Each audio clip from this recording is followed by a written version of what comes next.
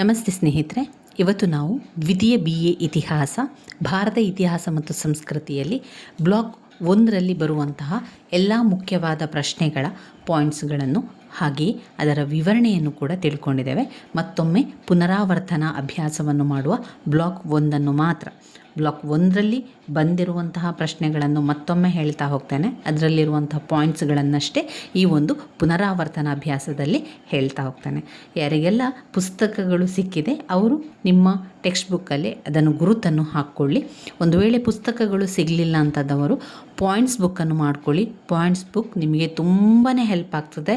ತುಂಬಾ ಹೆಲ್ಪ್ ಆಗುವಂಥದ್ದು ಈ ಪಾಯಿಂಟ್ಸ್ ಬುಕ್. ಪರೀಕ್ಷೆಯ ಸಮಯದಲ್ಲಿ, ಪರೀಕ್ಷೆಯ ಹಿಂದಿನ ದಿವಸ ಕೂಡ ನಮಗೆ ಓದ್ಕೊಳ್ಳಿಕ್ಕೆ ಪಾಯಿಂಟ್ಸ್ ಬುಕ್ಕು ನೀವು ಮಾಡಿಕೊಂಡ್ರೆ ಅದು ತುಂಬಾ ಸಹಾಯ ಆಗ್ತದೆ. ಬೇಗ ಬೇಗ ಓದ್ಕೊಂಡು ಹೋಗಲಿಕ್ಕೂ ಸಹಾಯ ಆಗ್ತದೆ. ಹಳೆಯದು ಓದಿದ್ದು ನೆನಪಿಗೆ ಬರಲಿಕ್ಕೂ ಕೂಡ ತುಂಬಾ ಸಹಾಯ ಆಗ್ತದೆ. ಈಗ ಬ್ಲಾಕ್ 1ರಲ್ಲಿ ಇತಿಹಾಸ, ದ್ವಿತೀಯ BA ಇತಿಹಾಸದಲ್ಲಿ ಬ್ಲಾಕ್ 1ರಲ್ಲಿ ನೀವು ಓದಲೇಬೇಕಾಗಿರುವಂತಹ ಪ್ರಶ್ನೆಗಳನ್ನು ನಾನು ಈಗಾಗಲೇ ತಿಳಿಸಿದ್ದೆ. ಅದರಲ್ಲಿ 15 ಅಂಕದ ಪ್ರಶ್ನೆ ಅಂತ ಬಂದಾಗ ಶೇರ್ಷಹನ ಸುಧಾರಣೆಗಳು, ಶೇರ್ಷಹನ ಆಡಳಿತ ಸುಧಾರಣೆಗಳು 15 ಅಂಕಕ್ಕೆ ಬರುವಂತಹ ಪ್ರಶ್ನೆ. ಅದಾದ ಮೇಲೆ ಅಕ್ಬರನ ಧಾರ್ಮಿಕ ನೀತಿಗಳನ್ನು ಓದ್ಕೊಳ್ಬೇಕು.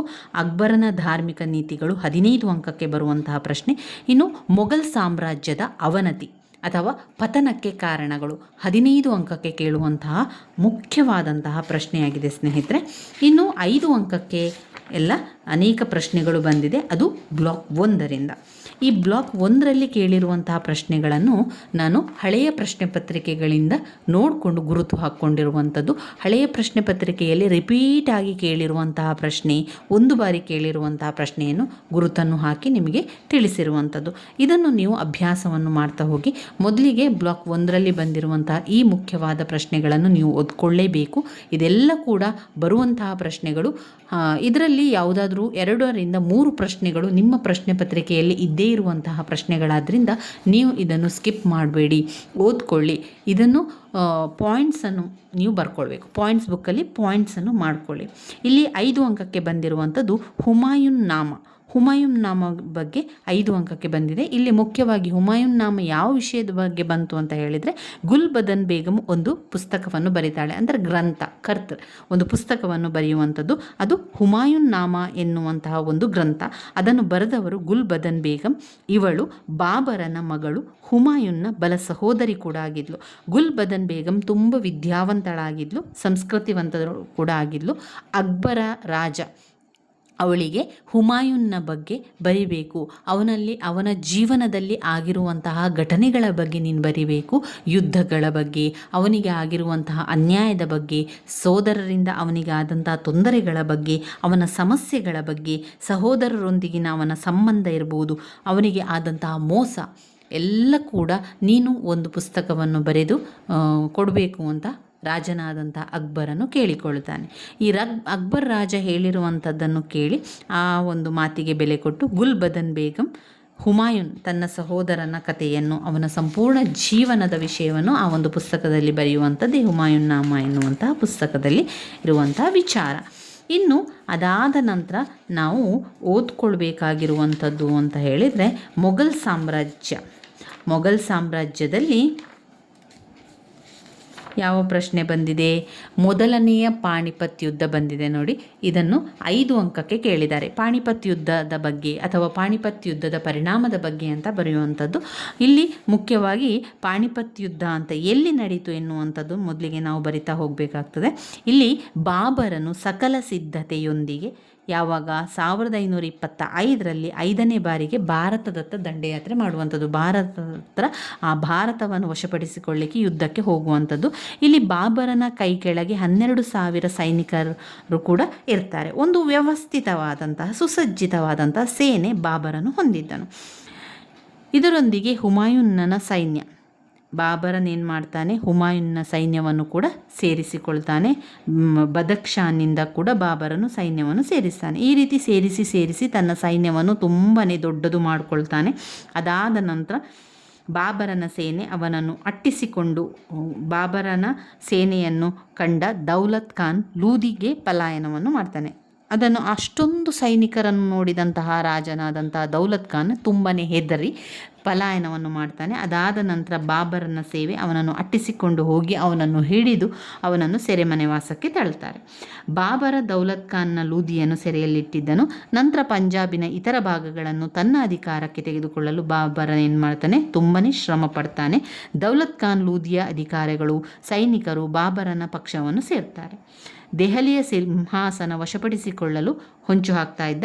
ನಂತರ ಅಲಂ ಖಾನ್ ಲೂದಿಯು ಪಾಣಿಪತ್ ಯುದ್ಧ ಪ್ರಾರಂಭವಾಗುವವರೆಗೆ ಬಾಬರನೊಂದಿಗೆ ಇರ್ತಾನೆ. ನಂತರ ಅವನಿಂದ ದೂರವಾಗಿ ಗುಜರಾತಿನ ದೊರೆಯಲ್ಲಿ ಆಶ್ರಯವನ್ನು ಕೂಡ ಪಡಿತಾನೆ. ಇದರಿಂದ ಸ್ವಾರ್ಥ ಸಾಧಕರಾಗಿದ್ದಂಥ ಅಫ್ಘನ್ ನೋಬಲ್ರಿಂದ ದೂರವಾಗಿ ಬಾಬರನು ಸರ್ಹಿಂದ್ ಮಾರ್ಗವಾಗಿ ದೆಹಲಿಯ ಕಡೆಗೆ ಹೋಗ್ತಾನೆ.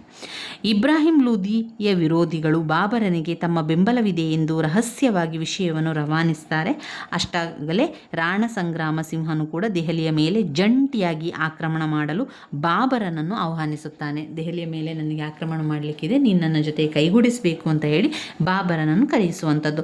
ಇತ್ತ ಇಬ್ರಾಹಿಂ ಲೂದಿಯು ಬಾಬರನನ್ನು ಎದುರಿಸಲು ಸಜ್ಜಾಗ್ತಾನೆ. ಆತನು ಬಾಬರನ ಗಮನವನ್ನು ಬೇರೆಡೆಗೆ ಸೆಳೆಯಲು ಹಾಗೂ ತನಗೆ ಅವನನ್ನು ಎದುರಿಸಲು ಸ್ವಲ್ಪ ಕಾಲಾವಕಾಶ ಪಡೆದುಕೊಳ್ಳಲು ಹಿಸ್ಸಾರ್ ಫಿರೋಜನ ಶೇಖ್ ದಾರನಾಗಿದ್ದ ಹಮೀದ್ ಖಾನ್ನನ್ನು ಬಾಬರನ ಸೈನ್ಯವನ್ನು ತಡೆಯಲಿಕ್ಕೆ ಕಳಿಸಿಕೊಡ್ತಾನೆ.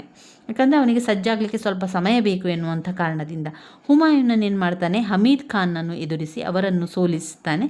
ಬಾಬರನು ಅವನ ಗೆಲುವನ್ನು ಹುರಿದುಂಬಿಸಲು ಹಿಸಾರ್ ಫಿರೋಜ್ ಜಿಲ್ಲೆಯನ್ನು ಹುಮಾಯೂನನಿಗೆ ಕೂಡ ಕೊಡ್ತಾರೆ. ಇವಿಷ್ಟು ಪಾಣಿಪತ್ ಯುದ್ಧದಲ್ಲಿ ಆಗಿರುವಂತಹ ಘಟನೆ. ಮೊದಲಿಗೆ ಆರಂಭವಾದುದು ಬಾಬರನು ಸಕಲ ಸಿದ್ಧತೆಯೊಂದಿಗೆ ತನ್ನ ಸೈನಿಕ ಪಡೆಯೊಂದಿಗೆ 12,000 ಸೈನಿಕರೊಂದಿಗೆ ದಕ್ಷಿಣ ಒಂದು ದಂಡಯಾತ್ರೆಯನ್ನು ಮಾಡಲಿಕ್ಕೆ ಹೋಗುವಂಥದ್ದು, ಭಾರತದತ್ತ ದಂಡಯಾತ್ರೆಯನ್ನು ಮಾಡುವಂಥದ್ದು. ಒಂದು ಸುಸಜ್ಜಿತ ಸೇನೆಯನ್ನು ತಯಾರು ಮಾಡ್ತಾನೆ ಬಾಬರ. ನಂತರ ಆ ಸೈನ್ಯಕ್ಕೆ ಹುಮಾಯೂನ್ನ ಸೈನ್ಯ ಆಗಿರ್ಬೋದು, ಹಾಗೆಯೇ ಇನ್ನಿತರ ಸೈನಿಕರನ್ನೆಲ್ಲ ಸೇರಿಸ್ತಾನೆ.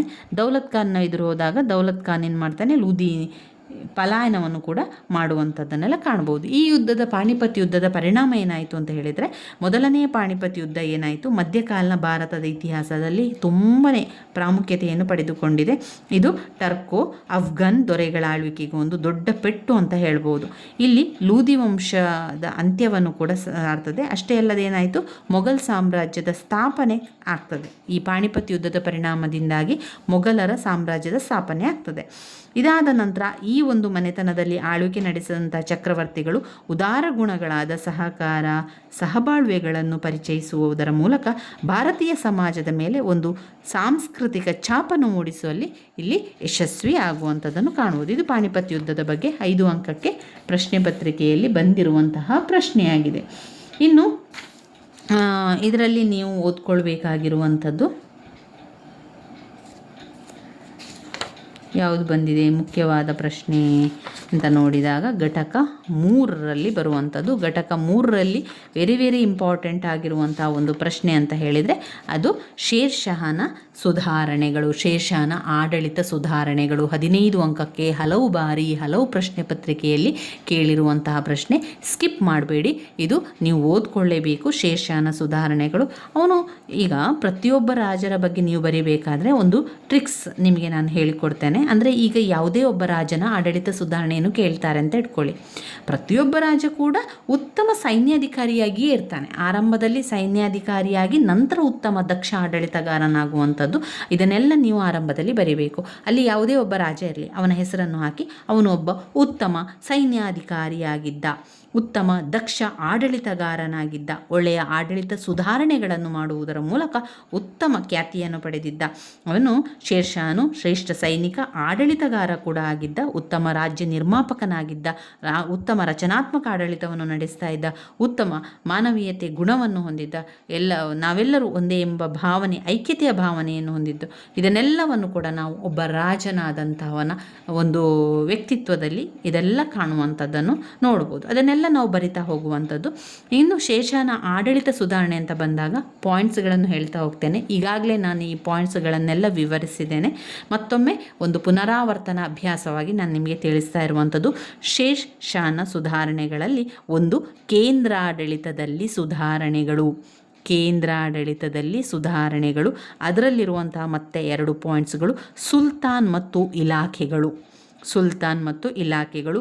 ಎಲ್ಲ ಅಧಿಕಾರಿಯು ಯಾರ ಕೈಯಲ್ಲಿರುವಂಥದ್ದು? ರಾಜನ ಕೈಯಲ್ಲಿರುವಂಥದ್ದು, ಸುಲ್ತಾನನ ಕೈಯಲ್ಲಿರುವಂಥದ್ದು ಅಂತ ಬರಿತಾ ಹೋಗಬೇಕು. ಇಲಾಖೆಗಳು ಅಂತ ಹೇಳಿದರೆ ಅಲ್ಲಿ ಅವರು ಏನು ಮಾಡಿದರು, ಅನೇಕ ಇಲಾಖೆಗಳನ್ನು ಸ್ಥಾಪನೆ ಮಾಡಿ ಅದಕ್ಕೆ ಇಲಾಖೆಗಳಿಗೆ ಅಧಿಕಾರಿಗಳನ್ನು ನೇಮಕ ಮಾಡಿ ಅವರಿಗೆ ಒಂದು ರೀತಿಯ ಕೆಲಸವನ್ನು ಕೊಡ್ತಾಯಿದ್ರು. ಈ ರೀತಿಯಾಗಿ 4 ಮಂತ್ರಿಗಳಲ್ಲದೆ ಇನ್ನೂ ಹೆಚ್ಚು ಇಲಾಖೆಗಳನ್ನು ಇದ್ದವು ಅಂತ ನಮಗೆ ತಿಳಿದು ಬರ್ತದೆ. ಇನ್ನು ಪ್ರಾಂತ್ಯಾಡಳಿತದಲ್ಲಿ ಸುಧಾರಣೆ, 2ನೇ ಪಾಯಿಂಟ್ ಪ್ರಾಂತ್ಯಾಡಳಿತ ಸುಧಾರಣೆ. ಅದರಲ್ಲಿ ಮತ್ತೆ 3 ಪಾಯಿಂಟ್ಸ್ಗಳನ್ನು ಕಾಣಬಹುದು. ಪ್ರಾಂತ್ಯದ ಆಡಳಿತವನ್ನು ಮಾಡುವಂಥದ್ದು ಒಂದು ಸರ್ಕಾರ, ಮತ್ತು ಪರಗಣಗಳು ಮತ್ತು ಗ್ರಾಮಗಳು ಎನ್ನುವಂತಹ ವಿಂಗಡಣೆಯನ್ನು ಮಾಡ್ತಾರೆ. ಸರ್ಕಾರ, ಪರಗಣಗಳು, ಗ್ರಾಮಗಳು. 3ನೇ ಪಾಯಿಂಟ್ ಭೂಕಂದಾಯದ ಸುಧಾರಣೆ. ಈ ಭೂಕಂದಾಯದ ಸುಧಾರಣೆಯನ್ನು ಪ್ರತ್ಯೇಕವಾಗಿ 10 ಅಂಕಕ್ಕೆ ಕೇಳಿದ್ದಾರೆ, ಹಾಗೆ 15 ಅಂಕಕ್ಕೆ ಕೇಳುವಂಥದ್ದು. ಯಾವ ರೀತಿ ಪ್ರಶ್ನೆಯನ್ನು ಕೇಳ್ತಾರೆ ಅಂತ ಹೇಳಿದರೆ, ಶೇರ್ಷಹನ ಭೂಕಂದಾಯದ ಸುಧಾರಣೆಗಳನ್ನು ತಿಳಿಸಿ, ಶೇರ್ಷಹನ ಭೂಕಂದಾಯದ ಸುಧಾರಣೆಗಳನ್ನು ತಿಳಿಸಿ ಅಂತ ಕೇಳ್ತಾರೆ. ಅದರಲ್ಲಿ ಮತ್ತೆ 3 ಪಾಯಿಂಟ್ಸ್ಗಳಿದೆ. 1 ವ್ಯವಸಾಯದ ಉತ್ಪನ್ನಗಳ ಹೆಚ್ಚಳ, ಬೇಸಾಯಗಾರ ಸ್ಥಿತಿಯನ್ನು ಉತ್ತಮಪಡಿಸುವುದು.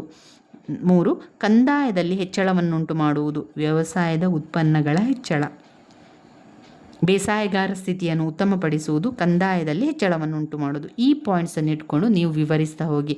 ನಮಗೆ ಬೇಕಾಗಿರುವಂಥದ್ದು ಇಲ್ಲಿ ಮುಖ್ಯವಾಗಿ ಪಾಯಿಂಟ್ಸ್ಗಳು. ನೀವು ಪಾಯಿಂಟ್ಸ್ಗಳನ್ನು ಅರ್ಥ ಮಾಡ್ಕೊಂಡಾದರೂ ಕಲೀರಿ, ಬಾಯಿಪಾಠ ಮಾಡಿ ಆದರೂ ಕಲೀರಿ. ಒಟ್ಟಿನಲ್ಲಿ ಪಾಯಿಂಟ್ಸ್ ಬೇಕು. ಆ ಪಾಯಿಂಟ್ಸ್ಗಳನ್ನಷ್ಟೇ ಬರಿತಾ ಹೋಗಬೇಕು. ಒಂದು ವೇಳೆ ಒಂದು ಪ್ರಶ್ನೆ ಉತ್ತರದಲ್ಲಿ ನಿಮಗೆ ಪಾಯಿಂಟ್ಸ್ ಇಲ್ಲ ಅಂತಾದರೆ ನೀವೇ ಪಾಯಿಂಟ್ಸನ್ನು ಮಾಡಿಕೊಳ್ಬೇಕು. ಪ್ರತಿಯೊಂದು ಸಾಲುಗಳನ್ನು ಪಾಯಿಂಟ್ಸ್ ರೀತಿಯಲ್ಲಿ ತಗೊಂಡು ಹೋಗಿ ಅದನ್ನು ಪಾಯಿಂಟ್ಸ್ ರೀತಿಯಲ್ಲಿ ಬರೆದು ವಿವರಿಸಿ. ನಿಮಗೆ ತುಂಬ ಜನರಿಗೆ ಇರ್ಬೋದು ಯಾವ ರೀತಿ ವಿವರಿಸುವಂಥದ್ದು, ವಿವರಿಸಿದರೆ ತಪ್ಪಾಗುವಂಥ ಸಾಧ್ಯತೆ ಇದೆ, ಯಾವ ರೀತಿ ವಿವರಿಸ್ಬೋದು, ಅಥವಾ ಟೆಕ್ಸ್ಟ್ ಬುಕ್ಕನ್ನು ನೋಡಿ ಅದರಲ್ಲಿರುವಂತೆ ವಿವರಿಸಬೇಕಾ ಎನ್ನುವಂತಹ ಹಲವು ಪ್ರಶ್ನೆ ಇರ್ತದೆ. ಆದರೆ ನೀವು ಯೋಚನೆ ಮಾಡಬೇಕಾದದ್ದು ಇಷ್ಟೇ, ಪಾಯಿಂಟ್ ಸರಿಯಾಗಿ ಬರಲಿ. ನಿಮಗೆ ಪಾಯಿಂಟ್ಸನ್ನು ಬಾಯ್ಪಾಠ ಮಾಡಿ ಆದರೂ ಕಲಿತುಕೊಳ್ಳಿ. ಅದರಲ್ಲಿರುವಂತಹ ವಿವರಣೆ ನಿಮಗೆ ಯಾವ ರೀತಿ ವಿವರಿಸಲಿಕ್ಕೆ ಸಾಧ್ಯ, ಅಥವಾ ನೀವು ಅರ್ಥ ಮಾಡುವ ರೀತಿಯಲ್ಲಿ ಯಾವ ರೀತಿ ಬರಿತಾ ಹೋಗ್ಬೋದು, ಆ ಒಂದು ವಿಚಾರವನ್ನು ಬರಿತಾ ಹೋಗುವಂಥದ್ದು. ಅದೇ ರೀತಿಯಲ್ಲಿರಬೇಕು, ಇದೇ ರೀತಿಯಲ್ಲಿರಬೇಕು ಅಂತ ಯಾವುದೇ ನಿಯಮ ಇಲ್ಲ. ನೀವು ಆ ಒಂದು ಪಾಯಿಂಟ್ಸ್ಗೆ ಸಂಬಂಧಪಟ್ಟ ರೀತಿಯಲ್ಲಿ ಬರಿತಾ ಹೋಗಬೇಕು. ಭೂಕಂದಾಯದ ಸುಧಾರಣೆ. ಅದಾದ ನಂತರ ಸೈನಿಕ ಸುಧಾರಣೆಗಳು. 1ನೇದು ಕೇಂದ್ರಾಡಳಿತ ಸುಧಾರಣೆ, ಅದರಲ್ಲಿ ಸುಲ್ತಾನ್ ಮತ್ತು ಇಲಾಖೆ. 2 ಪ್ರಾಂತ್ಯಾಡಳಿತ ಸುಧಾರಣೆ, ಅದರಲ್ಲಿ ಸರಕಾರ, ಪರಗಣಗಳು, ಗ್ರಾಮಗಳು. 3ನೇ ಪಾಯಿಂಟ್ ಭೂಕಂದಾಯದ ಸುಧಾರಣೆ, ಅದರಲ್ಲಿ ವ್ಯವಸಾಯ ಉತ್ಪನ್ನಗಳ ಹೆಚ್ಚಳ, ಬೇಸಾಯಗಾರ ಸ್ಥಿತಿಯನ್ನು ಉತ್ತಮಪಡಿಸುವುದು, ಕಂದಾಯದಲ್ಲಿ ಹೆಚ್ಚಳವನ್ನುಂಟು ಮಾಡುವುದು. 4ನೇ ಪಾಯಿಂಟ್ ಸೈನಿಕ ಸುಧಾರಣೆ. 5ನೇ ಪಾಯಿಂಟ್ ಪೊಲೀಸ್ ಸುಧಾರಣೆ. 6ನೇ ಪಾಯಿಂಟ್ ನ್ಯಾಯಾಂಗ ಸುಧಾರಣೆ, ಜನೋಪಯೋಗಿ ಕ್ರಮಗಳು. ಸೈನಿಕ ಸುಧಾರಣೆ ಅಂದರೆ ಅದು ಸೈನಿಕಗೆ ಸಂಬಂಧಪಟ್ಟಂತೆ ಸುಧಾರಣೆಗಳನ್ನು ಮಾಡುವಂಥದ್ದು, ಅವರಿಗೆಲ್ಲ ವ್ಯವಸ್ಥೆಗಳನ್ನು ಮಾಡಿಕೊಡುವಂಥದ್ದು, ಅವರಿಗೆ ತರಬೇತಿಯನ್ನು ಒದಗಿಸಿಕೊಡುವಂಥದ್ದು, ಇದನ್ನೆಲ್ಲ ಸೈನಿಕ ಸುಧಾರಣೆಯಲ್ಲಿ ಕಾಣ್ಬೋದು. ಪೊಲೀಸ್ ಸುಧಾರಣೆ ಅಂತ ಹೇಳಿದರೆ ಶೇಷನು ಅತ್ಯಂತ ಶಿಸ್ತಿನ ಮನುಷ್ಯ ಆಗಿದ್ದ, ಅವನು ದೇವರಲ್ಲಿ ತುಂಬಾ ಭಯವುಳ್ಳವನು ಕೂಡ ಆಗಿದ್ದ. ತಮ್ಮ ಪ್ರಜೆಗಳ ಮಾನ ಮತ್ತು ಆಸ್ತಿಪಾಸ್ತಿಗಳನ್ನು ರಕ್ಷಿಸುವುದು ಆತನ ಕರ್ತವ್ಯವೆಂದು ತಿಳಿದಿದ್ದ. ಅವನ ಆಡಳಿತದಲ್ಲಿ ಸಿವಿಲ್ ಮತ್ತು ಮಿಲಿಟರಿ ಕಾರ್ಯಗಳಲ್ಲಿ ಹೆಚ್ಚು ವ್ಯತ್ಯಾಸ ಇರಲಿಲ್ಲ. ಅವನ ಎಲ್ಲ ಸಿವಿಲ್ ಮಿಲಿಟರಿ ಅಧಿಕಾರಿಗಳು ಕಾನೂನು ಹಾಗೂ ಶಾಂತಿ ಪಾಲನೆಯನ್ನು ತೊಡಗಿಸಿಕೊಂಡಿದ್ದರು. ಇನ್ನು ಅವರ ಕಾಲದಲ್ಲಿ ತಪ್ಪು ಮಾಡಿದವರಿಗೆ ಕಠಿಣ ಶಿಕ್ಷೆಯನ್ನು ವಿಧಿಸ್ತಾ ಇದ್ದರು. ಅದರಿಂದ ಕಳ್ಳತನವನ್ನು ಮಾಡಲಿಕ್ಕೆ ಯಾರು ಬರ್ತಾ ಇರಲಿಲ್ಲ, ತುಂಬಾ ಭಯ ಪಡ್ತಾ ಇದ್ರು. ನ್ಯಾಯಾಂಗ ಸುಧಾರಣೆ ಅಂತ ಹೇಳಿದರೆ ಧರ್ಮ ಗುಣ ಪ್ರಾಮಾಣಿಕತೆಗಳಿಗೆ ಹೆಸರಾದ ಶೇಷ ತನ್ನ ಪ್ರಜೆಗಳ ಮನಸ್ಸಿನಲ್ಲಿ ನಿರಂತರವಾಗಿ ನೆಲೆಸಿದ್ದಾನೆ. ನ್ಯಾಯ ತೀರ್ಮಾನ ಮಾಡುವಾಗ ತನ್ನ ಬಂಧುಗಳನ್ನು ಅವನು ಬಿಡ್ತಿರಲಿಲ್ಲ, ಎಲ್ಲರಿಗೂ ಸಮಾನವಾದ ನ್ಯಾಯವನ್ನು ದೊರಕಿಸಿಕೊಡುತ್ತಿದ್ದನು. ಗ್ರಾಮ ಪಂಚಾಯಿತಿಯಿಂದ ಸರಕಾರದವರೆಗೆ ಅವರವರಿಗೆ ನಿಗದಿಯಾದ ಸ್ಥಳಗಳಲ್ಲಿ ನ್ಯಾಯ ತೀರ್ಮಾನಕ್ಕಾಗಿ ಹಲವಾರು ಸರಕಾರಿ ಅಧಿಕಾರಿಗಳನ್ನು ಕೂಡ ನೇಮಕ ಮಾಡಿದರು.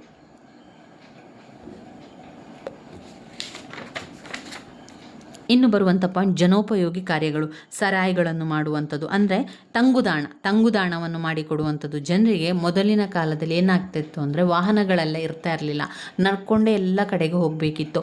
ಅಂತಹ ಸಂದರ್ಭದಲ್ಲಿ ಅವರು ರಾತ್ರಿ ಆದಂಥ ಸಂದರ್ಭದಲ್ಲಿ ಈಗ ಛತ್ರಗಳು, ಅನ್ನ ಛತ್ರಗಳು ಅಂತೆಲ್ಲ ಇತ್ತಲ್ಲ, ಅಲ್ಲಿ ಉಳ್ಕೊಂಡು ಅಲ್ಲೇ ತಂಗ್ತಾ ಇದ್ರು. ಆದರೆ ಈ ನಂತರದ ದಿನಗಳಲ್ಲಿ ಈ ರೀತಿ ಬದಲಾವಣೆಗಳಾಗುವಂಥದ್ದು. ಇದು ತಂಗುದಾಣ ಅಂತ ಒಂದು ಮಾಡ್ತಾಯಿದ್ರು. ಆ ತಂಗುದಾಣವನ್ನು ಸರಾಯಿ ಅಂತ ಕರೀತಾ ಇದ್ರು. ಪ್ರತಿಯೊಂದು ಸರಾಯಿಗಳಲ್ಲೂ ಕೂಡ ಹಿಂದೂ ಮುಸಲ್ಮಾನರಿಗೆ ಪ್ರತ್ಯೇಕವಾದ ಕೋಣೆಯನ್ನು ಮಾಡಿದ್ರು. ಹಾಗೆ ಪ್ರತ್ಯೇಕವಾದ ಬಾವಿ, ಮಸೀದಿ, ದೇವಾಲಯ, ಅಡಿಗೆ ಕೋಣೆಗಳನ್ನು ಕೂಡ ನಿರ್ಮಿಸಲಾಗಿತ್ತು. ಇನ್ನು ಅದರಲ್ಲಿ ಮತ್ತೊಂದು ಪಾಯಿಂಟ್ ಗುಪ್ತದಳ ಇಲಾಖೆ. ಶೇಷಃ ಬಹಳ ಪರಿಣಾಮಕಾರಿಯಾದ ಗುಪ್ತದಳವನ್ನು ನಿರ್ವಹಣೆ ಮಾಡ್ತಾಯಿದ್ರು. ಎಲ್ಲ ಪ್ರಮುಖ ಸ್ಥಳಗಳಲ್ಲೂ ಗುಪ್ತಚರರು ನೇಮಕಗೊಂಡಿದ್ದರು. ಗುಪ್ತದಳದ ಮೇಲ್ವಿಚಾರಕವನ್ನು ದರೋಗಾ ಇ ದಾಕ್ ಚೌಕಿ ಎಂದು ಕೂಡ ಕರೆಯಲಾಗಿತ್ತು.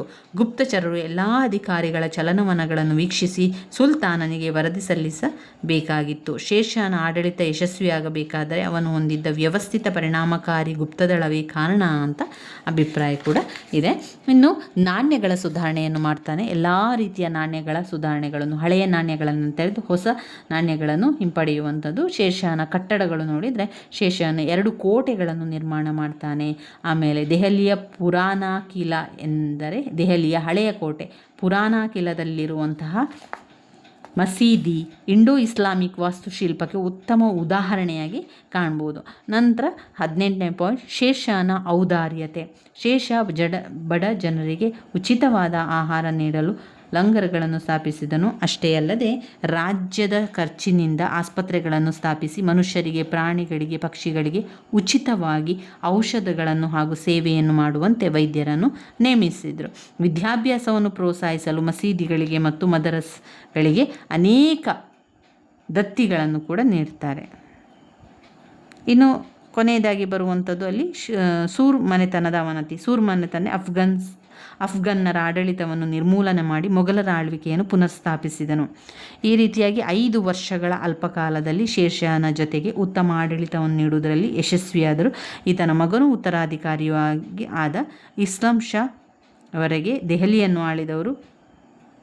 ಇಸ್ಲಾಂ ಶಾ ಮರಣ ಸೂರ್ ಸಂತತಿ ಅವನತಿಯನ್ನು ಸೂಚಿಸಿತು ಅಂತಲೇ ಹೇಳ್ಬೋದು. ಇನ್ನು ಈ ಒಂದು ಬ್ಲಾಕ್ 1ರಲ್ಲಿ ಮತ್ತೊಂದು ಮುಖ್ಯವಾದಂತಹ ಪ್ರಶ್ನೆ ಯಾವುದು ಬಂದಿದೆ ಅಂತ ಹೇಳಿದರೆ,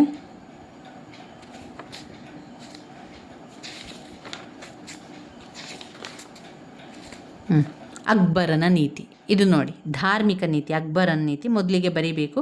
ಯಾವ ರೀತಿ ಆತನು ಒಬ್ಬ ಸರ್ವಧರ್ಮ ಸಹಿಷ್ಣುತೆಯಾಗಿದ್ದನು, ಉತ್ತಮ ಆದರ್ಶಗಳನ್ನು ಹೊಂದಿದ್ದನು, ಉತ್ತಮ ಆಡಳಿತಗಾರನಾಗಿದ್ದ, ಉತ್ತಮ ರಾಜನೀತಿಜ್ಞ, ಸಾಮ್ರಾಟ, ಚಕ್ರವರ್ತಿ, ಧಾರ್ಮಿಕವಾಗಿ ಉದಾರ ಹೃದಯವುಳ್ಳವನು.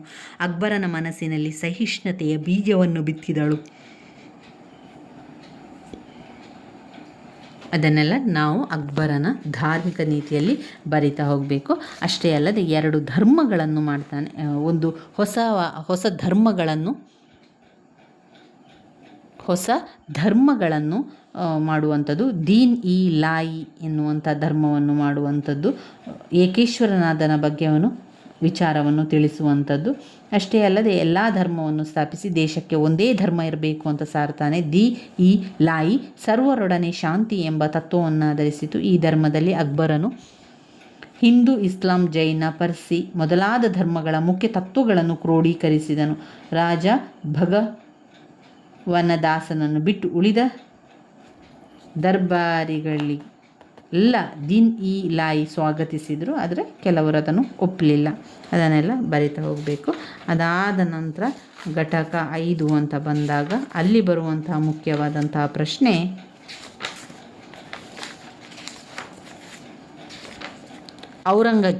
ಔರಂಗಜೇಬ್ನ ಧಾರ್ಮಿಕ ನೀತಿಯನ್ನು 15 ಅಂಕಕ್ಕೆ ಕೇಳಿರುವಂತಹ ಪ್ರಶ್ನೆ.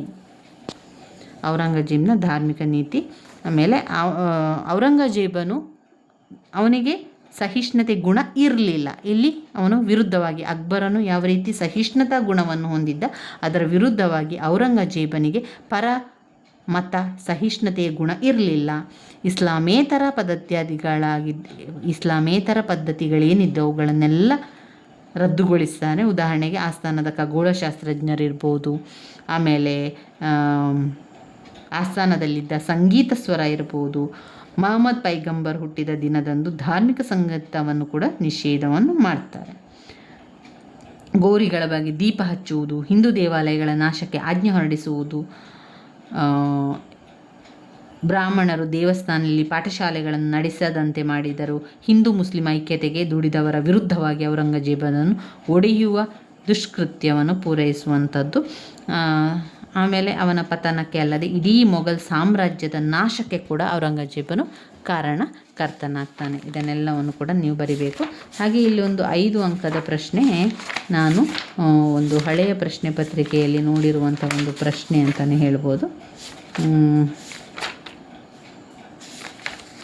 ನೋಡಿ, ಭೈರಮ್ ಖಾನ್ ಎನ್ನುವಂಥದ್ದು 5 ಅಂಕಕ್ಕೆ ಒಂದು ಪ್ರಶ್ನೆ ಪತ್ರಿಕೆಯಲ್ಲಿ ಬಂದಿದೆ. ಭೈರಮ್ ಖಾನ್ ಅಂದರೆ ಯಾರು ಎನ್ನುವಂಥದ್ದು, ಅಥವಾ ಭೈರಮ್ ಖಾನ್ 5 ಅಂಕಕ್ಕೆ ಬರುವಂಥದ್ದು. ಒಮ್ಮೆ ನಾನು ನಿಮಗೆ ತಿಳಿಸ್ತಾ ಹೋಗ್ತೇನೆ. ಭೈರಮ್ ಖಾನ್ ಬದಖ್ಶಾನ್ ಪ್ರಾಂತ್ಯದ ಶಿಯಾ ಪಂಗಡಕ್ಕೆ ಸೇರಿದವನು. ಯಾರು ಈ ಭೈರಮ್ ಖಾನ್? ಭೈರಮ್ ಖಾನ್ ಶಿಯಾ ಪಂಗಡಕ್ಕೆ ಸೇರಿದವನು. ಹುಮಾಯೂನ್ ಮತ್ತು ಅಕ್ಬರ್ ಇಬ್ಬರಿಗೂ ಅತ್ಯುತ್ತಮ ಸೇವೆ ಸಲ್ಲಿಸಿದ್ದನು. ಮುಂದೆ ಅಕ್ಬರನ ಪೋಷಕನಾಗಿದ್ದನು. ನೋಡಿ, ಈ ಭೈರಮ್ ಖಾನ್ ಹುಮಾಯೂನನಿಗೆ ಹಾಗೆ ಅಕ್ಬರನಿಗೆ ಒಳ್ಳೆಯ ಸೇವೆಯನ್ನು ಮಾಡ್ತಾ ಇದ್ದ. ಅಂದರೆ ಒಳ್ಳೆಯ ಸೇವೆಯನ್ನು ಮಾಡಿ ಶಿಯಾ ಪಂಗಡಕ್ಕೆ ಸೇರಿದವರಾಗಿದ್ದು ಹುಮಾಯೂನ್ ಮತ್ತು ಅಕ್ಬರ ಇಬ್ಬರಿಗೂ ಕೂಡ ಉತ್ತಮ ಸೇವೆಯನ್ನು ಸಲ್ಲಿಸ್ತಾರೆ. ಮುಂದೆ ಅಕ್ಬರನ ಪೋಷಕನಾಗಿರುವಂಥದ್ದು ಭೈರಮ್ ಖಾನ್. 2ನೇ ಪಾಣಿಪತ್ ಕದನದ ನಂತರ ಈತನ ಪ್ರಭಾವ ತುಂಬಾ ಹೆಚ್ಚಾಗ್ತಾ ಹೋಗ್ತದೆ. ಭೈರಮ್ ಖಾನ್ ಮೊಘಲ್ ಸಾಮ್ರಾಜ್ಯದ ನಿಜವಾದ ಪ್ರಭುವಾಗಿದ್ದನೆಂದು ಹೇಳ್ತಾರೆ. ಅವನು ತನ್ನ ಅಧಿಕಾರವನ್ನು ಸ್ವೇ ಇಚ್ಛೆಯಿಂದ ಬಳಸಿಕೊಂಡಿದ್ದರಿಂದ ಅನೇಕ ಶತ್ರುಗಳು ಹುಟ್ಟಿಕೊಳ್ತಾರೆ. ಅಕ್ಬರನ ತಾಯಿ ಹಮೀದಾ ಬಾನು ಬೇಗಂ, ಸಾಕುತಾಯಿ ಮಹಿಮಾ ಅನಗ ಮತ್ತು ಆಕೆಯ ಮಗ ಅದಮ್ ಖಾನ್ ಮತ್ತು ಮುನಿಮ್ ಖಾನ್ ಇವರು ಭೈರಮ್ ಖಾನ್ನನ್ನು ಮೊಘಲ್ ಆಸ್ಥಾನದಿಂದ ಪದಚ್ಯುತಗೊಳಿಸಲು ಅಕ್ಬರನನ್ನು ಪ್ರೇರೇಪಿಸಿದರು. ಅಲ್ಲದೆ ಅಕ್ಬರನು ಕೂಡ ಕ್ರಿಸ್ತಶಕ 1526ರಲ್ಲಿ ತನ್ನ ಸರಕಾರದ ಆಡಳಿತವನ್ನು ತಾನು ವಹಿಸಿಕೊಳ್ಳುವುದೆಂದು ತಿಳಿಸುವುದಲ್ಲದೆ ಭೈರಮ್ ಖಾನ್ ಅವನ ಆಕಾಂಕ್ಷೆಯಂತೆ ಅಧಿಕಾರ ಬಿಟ್ಟು ಮೆಕ್ಕಕ್ಕೆ ಹೋಗುವುದು ಆಜ್ಞೆ ಮಾಡಿದನು. ಅಲ್ಲದೆ ಅಕ್ಬರನು ಫೀರ್ ಮಹಮ್ಮದ್ ಎಂಬುವನನ್ನು ಭೈರಮ್ ಖಾನನ್ನು ಸಾಮ್ರಾಜ್ಯದ ಗಡಿ ದಾಟಿ ಹೋಗದಂತೆ ನೋಡಿಕೊಳ್ಳಬೇಕು ಅಂತ ನೇಮಿಸ್ತಾ ಇದ್ರು. ಇದನ್ನರಿತಂತಹ ಭೈರಮ್ ಖಾನ್ ತನಗೆ ಇದು ಅಪಾಯವೆಂದು ತಿಳಿದು ರಾಜನ ವಿರುದ್ಧ ಪಂಜಾಬ್ ಪ್ರಾಂತ್ಯದಲ್ಲಿ ದಂಗೆ ಕೂಡ ಹೇಳ್ತಾನೆ. ಅಕ್ಬರನ ಸೈನ್ಯವು ಈತನನ್ನು ಜಲಂಧರ್ ಬಳಿ ಸೋಲಿಸಿ ಅಕ್ಬರನು ನಿರ್ದೇಶನದಂತೆ ಅವನ ಹಿಂದಿನ ಸೇವೆಯನ್ನು ಗಮನದಲ್ಲಿಟ್ಟುಕೊಂಡು ಅವನ ಬಗ್ಗೆ ಉದಾರ ನೀತಿಯನ್ನು ಅನುಸರಿಸಿದನು. ಭೈರಮ್ ಖಾನನು ಮೆಕ್ಕಕ್ಕೆ ಹೋಗುವ ದಾರಿಯಲ್ಲಿ ಅವನ ಹಳೆಯ ದ್ವೇಷಿ ಅಫ್ಘನ್ ನಾಯಕ್ ಮುಬಾರಕ್ ಖಾನ್ನಿಂದ ಕೊಲೆಗೀಡಾಗ್ತಾನೆ.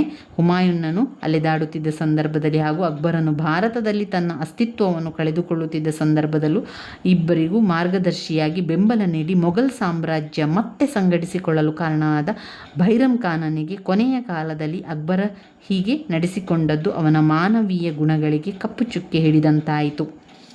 ಭೈರಮ್ ಖಾನ್ನ ಬಗ್ಗೆ 5 ಅಂಕಕ್ಕೆ ಬಂದಾಗ ಅದನ್ನೆಲ್ಲವನ್ನು ಕೂಡ ಬರಿತಾ ಹೋದರೆ ಆಯಿತು.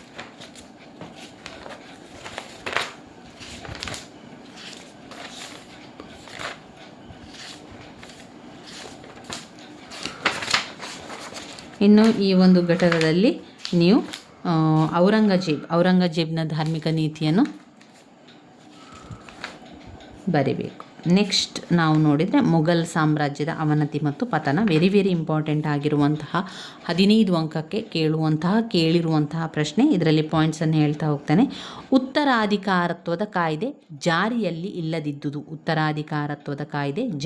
ಇಲ್ಲದಿದ್ದುದು. 2 ಧಾರ್ಮಿಕ ನೀತಿ. 3 ಔರಂಗಜೇಬ್ನ ದಕ್ಕನ್ ದಂಡಯಾತ್ರೆ. ಭಾರತದಲ್ಲಿ ಮುಸ್ಲಿಂ ಪ್ರಭುತ್ವ ಸ್ಥಾಪನೆ. 4 ಭಾರತದಲ್ಲಿ ಮುಸ್ಲಿಂ ಪ್ರಭುತ್ವ ಸ್ಥಾಪನೆ. 5 ಮೊಘಲ್ ಅರಸರ ದುಂದುವೆಚ್ಚ ಮತ್ತು ಭೋಗವಿಲಾಸ ಜೀವನ. ಮೊಘಲರ ಅರಸನ ದುಂದುವೆಚ್ಚ ಮತ್ತು ಭೋಗವಿಲಾಸ ಜೀವನ. 6ನೇ ಪಾಯಿಂಟ್ ಮೊಘಲ್ ಸಾಮ್ರಾಜ್ಯದ ವೈಶಾಲತೆ. 7 ಸೈನ್ಯದ ಅಶಿಸ್ತು ಮತ್ತು ಅದಕ್ಷತೆ. ಪಾಯಿಂಟ್ ನಂಬರ್ 8 ಶ್ರೀಮಂತ ಸರದಾರರ ಪ್ರಾಬಲ್ಯ. 9 ರೈತರ ದಂಗೆಗಳು. 10 ಅಸಮರ್ಥ ದೊರೆಗಳ ಆಳ್ವಿಕೆ. 11 ವಿದೇಶಿಯರ ದಾಳಿಗಳು. ಇವಿಷ್ಟು ಮೊಘಲ್ ಸಾಮ್ರಾಜ್ಯದ ಅವನತಿಗೆ, ಪತನಕ್ಕೆ ಕಾರಣಗಳಾಗಿರುವಂಥದ್ದು.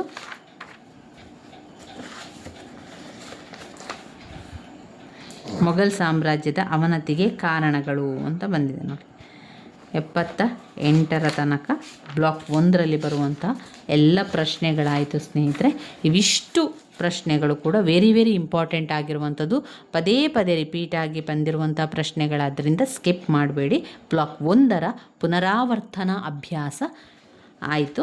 ಇನ್ನು ಬರುವಂಥದ್ದು ಬ್ಲಾಕ್ 2. ಇದರಲ್ಲಿ ಯಾವ ಪ್ರಶ್ನೆಗಳೆಲ್ಲ ಬರ್ತದೆ ಅಂತ ನೋಡಿಕೊಂಡು ಮುಂದಿನ ವೀಡಿಯೋದಲ್ಲಿ ಅದರ ಬಗ್ಗೆ ಕೂಡ ವಿಡಿಯೋವನ್ನು ಮಾಡ್ತಾ ಹೋಗ್ತೇನೆ.